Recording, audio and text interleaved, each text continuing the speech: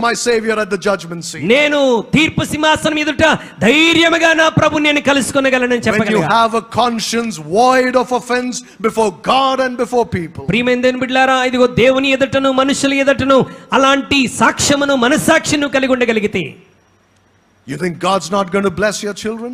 దేవుడు నీ పిల్లల్ని ఆశీర్వదించలేడంటారా? You think He's not going to make sure that they also live right? మరి దేవుడు నీ పిల్లలు కూడా అలాగూ సరైనటువంటి క్రమంలో జీవించడానికి సహకరించడంటారా? You think He's not going to bless them? దేవుడు వారిని ఆశీర్వదించలేడు అనుకుంటున్నారా?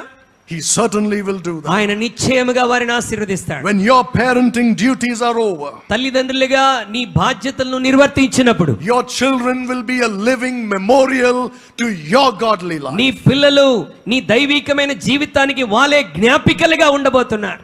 That's what God wants from every Christian parent. ప్రతి క్రైస్తవ తల్లిదండ్రుల నుండి దేవుడు కోరుకుంటున్నటువంటి విషయం ఇదే. You can't do all of this